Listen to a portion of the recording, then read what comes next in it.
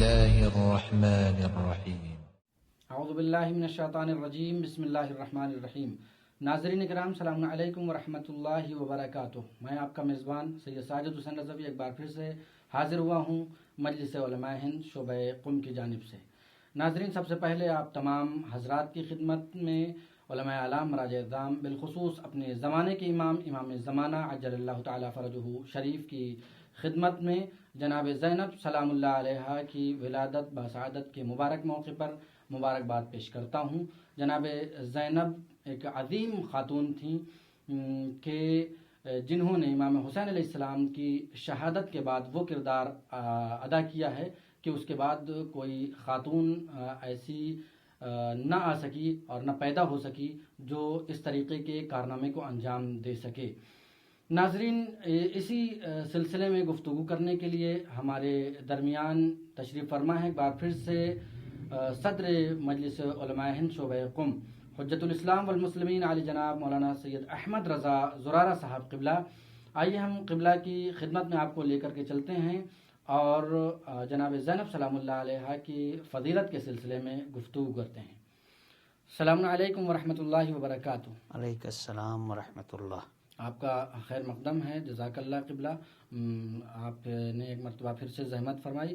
قبلہ، جیسا کہ ہمارا موضوع مشخص ہے، جناب زینب کے سلسلے میں ہے، سب سے پہلے ہم آپ کی خدمت میں سب سے پہلا ہمارا یہی سوال ہے کہ جناب زینب سلام اللہ علیہ کی اہم ترین خصوصیت کیا ہے؟ اگر یہ بیان فرما دیں، ہمارے ناظرین بھی استفادہ کریں گے، ہم بھی اس سے استفادہ کریں گے۔ اعوذ باللہ من الشیطان الرجیم، بسم اللہ الرحمن الرحیم۔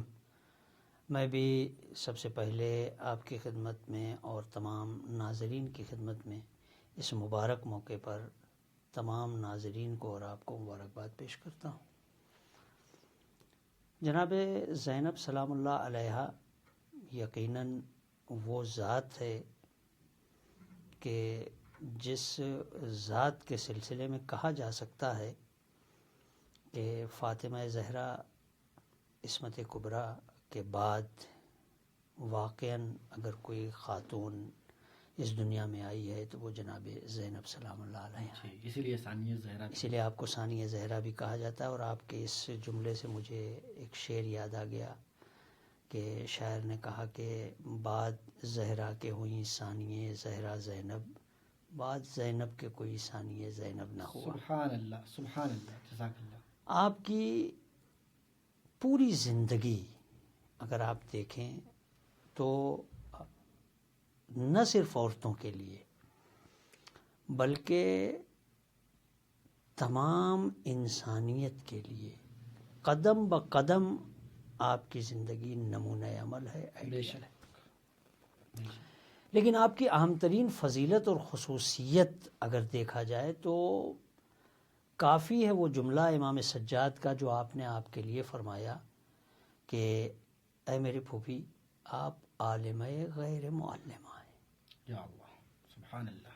یعنی لوگ کہہ کر گزر جاتے ہیں آسانی سے اس صفت کو اور اس خصوصیت کو جو جناب زینب سلام اللہ علیہ کی ہے، لیکن حقیقت میں اگر دیکھا جائے تو یہ وہ صفت ہے کہ جو صرف اور صرف معصومین سے مخصوص ہے۔ جی، کائنات میں کوئی بھی ایسا نہیں ہے کہ جو بغیر پڑھے ہوئے عالم بن جائے، بے شک، سوائے معصومین علیہ السلام کے۔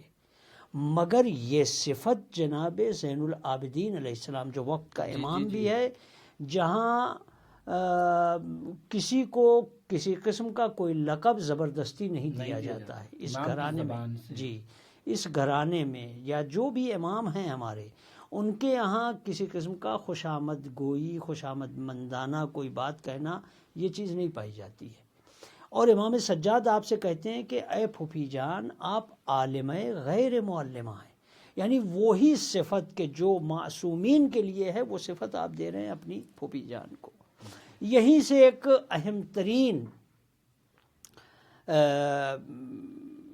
شبہ آپ کہہ لیں، اشکال کہہ لیں، اعتراض کہہ لیں، کہ اس کا جواب بھی ہمیں مل جاتا ہے کہ آج ہمارے ذاکرین، ہمارے علماء، خطبہ ایک جملہ مصائب کا پڑھتے ہیں کہ جب خیام میں آگ لگا دی گئی تو جناب زینب سلام اللہ علیہا امام سجاد کے پاس آئیں اور آ کر آپ نے پوچھا کہ اے بیٹا بتائیے اس وقت شریعت کیا کہتی ہے، ہم گھر سے باہر نکل جائیں جل کر مر جائیں؟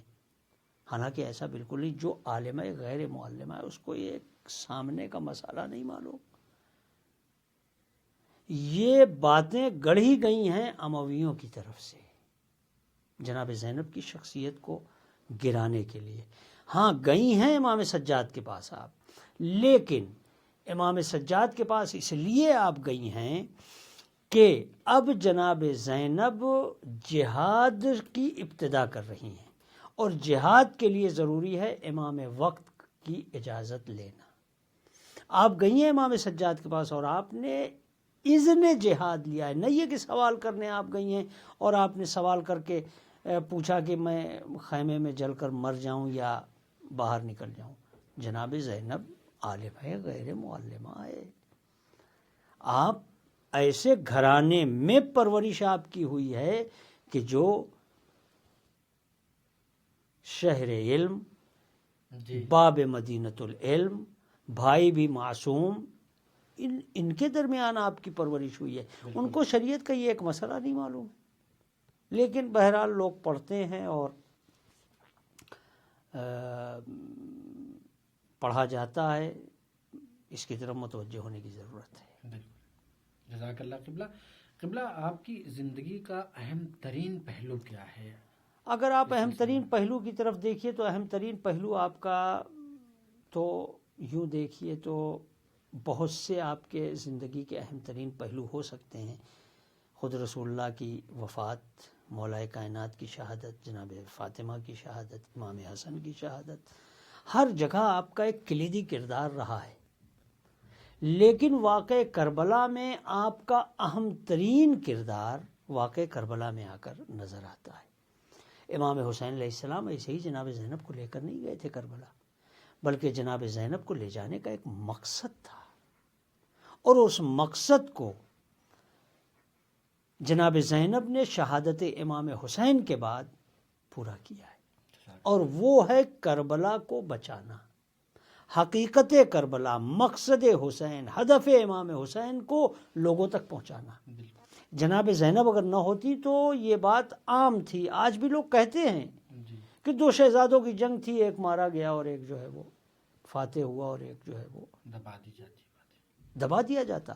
لیکن جناب زینب نے واقع کربلا کے بعد کوفہ اور شام سے مدینہ تک آپ نے قدم قدم پر یہ بات لوگوں کو بتلایا کہ دو شہزادوں کی جنگ نہیں تھی، بلکہ یہ دو فکر کی جنگ تھی. ایک باطل فکر اور ایک حق کی فکر. اور امام حسین علیہ السلام یعنی میرا بھائی حسین حق کا طرفدار تھا، اور اس نے باطل کو اور باطل نظریات کو اور باطل فکروں کو ختم کیا ہے یزید کے مقابلے میں کھڑے ہو کر. لہٰذا اگر آپ دیکھیں تو واقع کربلا میں اہم ترین کلیدی ترین پہلو جناب زینب کا رہا ہے، کردار جناب زینب کا رہا ہے. امام حسین عصر عاشور شہید ہو گئے. آپ تک جو آپ کی ذمہ داری تھی وہ آپ نے پوری کی، مگر واقع کربلا کے بعد جو ذمہ داری جناب زینب کی تھی یقیناً بڑی سنگین تھی، یقیناً بڑی مشکل تھی، لیکن آپ نے اس کو اس طرح سے پورا کیا کہ جس نے آپ کو قتل کیا تھا اس کے نام کو گالی بنا دیا. سبحان اللہ. آپ نے حقیقت کربلا کو، فکر حسینی کو پوری دنیا میں عام کر دیا. اگر جناب زینب کو یہ معلوم ہو جاتا کہ واقع کربلا عصر عاشور کے بعد ان کی ذمہ داری ختم ہو گئی ہے تو وہ کبھی کوفہ اور شام میں سربراہ نہ آتی. لیکن آپ کو معلوم تھا کہ اب یہاں سے ہماری ذمہ داری شروع ہو رہی ہے. اور اگر ساتھ میں یہ بھی کہہ دوں، اگر جناب زینب کو یہ معلوم ہو جاتا کہ میری پوری زندگی شام میں اسیر رہ کر واقع کربلا کو اور حقیقت کربلا کو اجاگر کرنا ہے تو آپ پوری زندگی اسیر رہی. بالکل، جزاک اللہ. لیکن جس دن آپ نے واقع کربلا کی حقیقت کو، ہدف کو، مقصد کو لوگوں تک پہنچا دیا، وہیں آپ کامیاب ہو گئیں، اور نام حسین کو آپ نے ہمیشہ ہمیشہ کے لیے، فکر حسینی کو ہمیشہ ہمیشہ کے لیے زندہ کر دیا۔ جزاک اللہ قبلہ، خدا بند عالم آپ کو جزائے خیر عنایت فرمائے۔ ناظرین، آپ نے سماعت فرمایا اور آپ نے دیکھا کس طریقے سے قبلہ نے جناب زینب کے سلسلے میں گفتگو فرمائی۔ واقعاً جناب زینب کے خطبے کا ہی اثر تھا کہ یزید کے گھر میں خود منبر پر سے جا کر کے اس کا بیٹا یزید کے سلسلے میں اس طریقے سے خطاب کر رہا ہے کہ جیسے کہ وہ یزید کو اور اپنے دادا کو گالی دے رہا ہو۔ ناظرین، ہماری گفتگو یہیں پر تمام ہوتی ہے، انشاءاللہ ہم پھر سے ملیں گے ایک نئے ایپیسوڈ اور نئے موضوع کے ساتھ۔ فی الحال یہیں تک، خدا حافظ، فی امان اللہ، والسلام علیکم ورحمۃ اللہ وبرکاتہ۔